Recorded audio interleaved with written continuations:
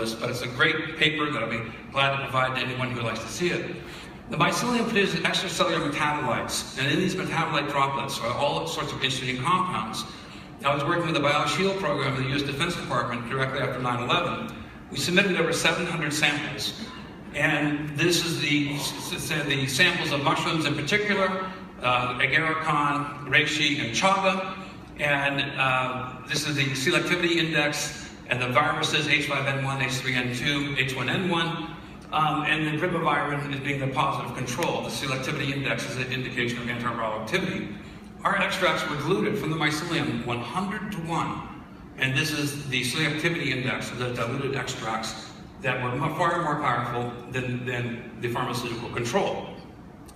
Well, then we did bioorganic fractionation at the University of Mississippi, which is the School of Pharmacy, and we've identified a group of sterols. This one has been unreported in the literature. I've given it the name flumitosterol. So we have our first 8 APIs here that are active against, in this case, pox viruses. Now that's coming on the same agarikon extract that was active against flu viruses.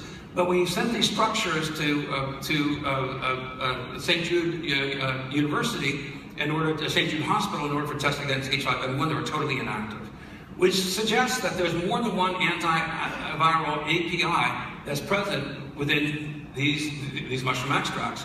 NIH called us 3 times in the past month. We've submitted now 10 of these structures, 8 potential APIs for testing against Ebola and a wide number of other viruses. So resident with these mushrooms are very interesting complex molecules that we're beginning to discover.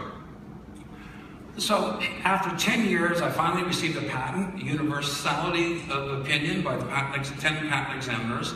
And it took a long time to get the patent, but I was happy to see that Vector in Russia published an article 2 years ago authenticating that agarikon is highly active against flu viruses. This article was published yesterday. So people are catching up, but it's great that other researchers are authenticating that which we had discovered. Now, working with agarikon, it's Dr. Scott Franzblau, who's the director of the Tuberculosis Research Institute at the University of Chicago. We started doing experimentation, and he started using our mycelium, and we did bioorganic fractionation, and we found a new active anti-TB set of molecules, chlorinated coumarins. Now this is interesting to me. This mushroom has dual activity against viruses and bacteria. Very few medicines do that. The majority of people who die from viral pneumonia actually die from bacterial pneumonia. And so to have something as a nutraceutical that can be broad-based against multiple viruses and multiple bacteria, I think is medically extremely interesting. My wife and I spent a lot of time in the old growth forest. The forest used to be resplendent around the world, and now we are facing a radical change in our ecosystems through deforestation. So the composition and the ecology of the forests have changed. And 70% of the soils are composed of microbial mass, of which 40% of the mass is fungal. But because of our practices of logging and harvesting and creating monoculture, which in repetitive planting of trees leads to premature decline, disease vectors spread, the diameter of trees becomes smaller, you lose that plurality of biodiversity of ages of trees and the associated organisms. We have really changed the face of this planet. So I'm going to now take a radical left turn. So this is the case. Now imagine, hundreds of millions of years, our ancestors and other organisms in the ecosystem have been used to these resplendent forests, and now we've deforested much of the planet. And the deforestation continues at an incredible clip. We've now entered 6X, the 6th greatest extinction event in life on this planet, and we're losing about 30,000 species per year of 8.3 million species on this planet. That means in 100 years, we'll lose more than 30% of the biodiversity on this planet. This is an all-hands-on-deck moment. So a friend of mine came to me and said, Paul, I do a lot of work with entomopathogenic fungi, controlling insects. He says, can you help the bees? And then Whole Foods provided this very interesting graphic. Here's your dairy choices with bees, and there's your dairy choices without bees. Bees are great pollinators. 30% of the food in the grocery store is a direct result of pollination. 70% is indirect. And President Obama came out with a presidential memorandum, and there is we call it a hex effect. There is like 6 different converging stressors on the ecosystem. Deforestation is one. The bees now don't have the ecosystem that it's evolved to draw from as part of this menu, this banquet of food. Well, then because of the pollution, and one of the speakers mentioned his blood was analyzed, he has 1,000 different xenobiotic toxins present in his blood, unprecedented in the theater of evolution. Mites are carrying viruses. And then you have the fact that the bees are being trucked hundreds of miles into almond orchards in the middle of the desert in California in January and February. This is totally unnatural. So the bees fly out.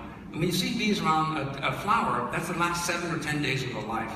The bees flap their wings until the wings are shredded, and the bees then, with colony collapse disorder, the bees leave the beehive and they just don't come back. They just suddenly disappear. Now, it's a very complicated set of stressors. But just like there's colony collapse disorder, I suggest to you that we are facing cultural collapse disorder. This is the proverbial canary in the coal mine. So I had some very strange events in my life, a lot more than I can tell you. But I was growing mushroom mycelium in my garden. This is 1984. And I went out to my garden, and this is the mushroom beds, and I went, wow, what's going on here? I looked very closely, and bees had come into my mushroom bed, moved the wood chips away, and started sucking on my mycelium. I went, what is going on here? From day to night for 40 days. 40 days, a direct stream of bees from my beehives to my mycelium back and forth all day long. The mycelium shrunk from about 8 or 10 inches to about 3 inches. Well, I noted this in one of my books in Harrow Smith magazine. Virtually everybody ignored me. I got one beekeeper from Canada wrote me, well, maybe that's why they go to sawdust piles. So, okay, I put that in the back of my mind. And then a friend of mine said, you know, what can you do to help the bees? And I thought, well, you know, I had this very weird experience in my garden in 1984. So, here's Dusty in the old growth forest, and bears scratch trees. Well, we used to have a lot of bears, but the timber industry put a bounty on them, killed the bears, and only in the past 20 years we've come out with research now and finding out the bears bring salmon carcasses up on the banks and returning sea phosphorus from the ocean into the roots of the trees, which is a limiting nutrient for tree growth. So the industry totally got it backwards. Bears help trees grow. Well, the bears scratch the trees, and Dusty and I are hiking in the old growth forest at the South Fork of the Hoh, and we go around the corner and Dusty sees this bear scratch. Bam! The bear scratched a tree, the best bear scratch I've ever seen. I photographed it, and I looked into this, and wow, the timber industry says that bears scratch the trees and it causes a mushroom to form, which is related to agaricon. So I went back 2 years later, there's that bear scratch. Okay, so think about this. And the bear scratch the trees, and resin comes out, and bees go after the resins, and they get propolis, which is a very strong antimicrobial, and they use for patching up, spaces in the beehive. So the red-belted polypore, sure enough, was growing out of that tree with the bear scratch that we saw. So in a sense, the timber industry was correct. This is a parasitic fungus that kills the trees and then grows saprophytically. Well, also interesting, the mycelium breaks down pesticides, herbicides, and fungicides. Okay, so that's another box, another experience I had. The garden, now hiking in the old growth forest, a bear scratch. I looked into why the timber industry was trying to kill the bears. And then this article comes out. These are all very, very recent. And it turns out that fungi produce p-cumaric acid, related to the chlorinated coumarins that Scott Franklin and I found that are active against tuberculosis, by the way. And it turns out that the absence of p-cumaric acid stops the upregulation of the cytochrome P450 pathway. Bees only have 47 CPY genes, whereas most insects have 80, and the absence of p-cumaric acid coming from fungi turns off their monooxygenase pathway, and so they can't detoxify this accumulation of all these toxins that are become resident as they foray out into the farmer's fields, sprayed with pesticides, fungicides, and herbicides. Okay, interesting. And so then it turns out that when the EPA licensed many of these fungicides and insecticides and herbicides, they didn't look at the consortium of them all coming together, and it turned out the sublethal doses of these toxins defeat the microbiome in the gut of the bee.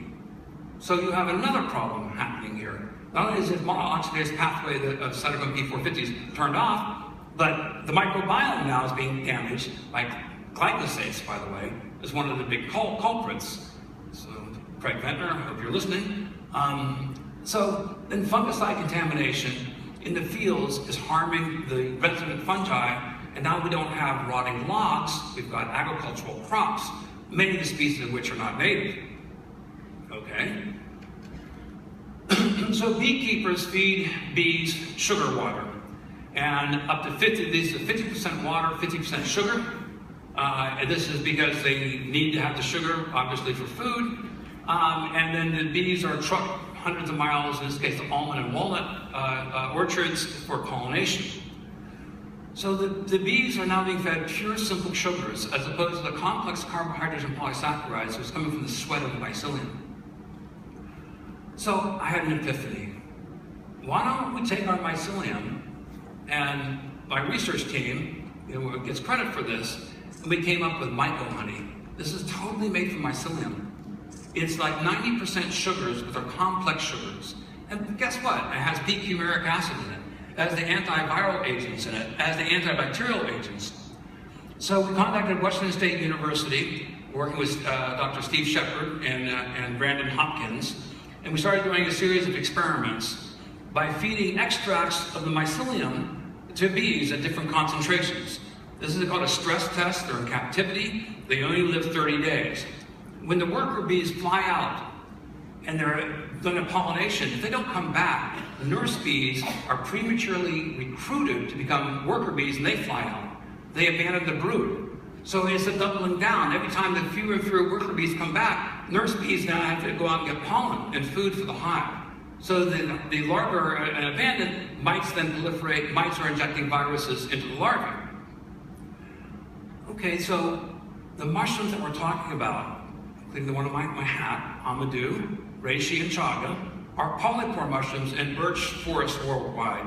Apis mellifera, the honeybees from Europe, is not native to North America, but it produces prodigious amounts of honey.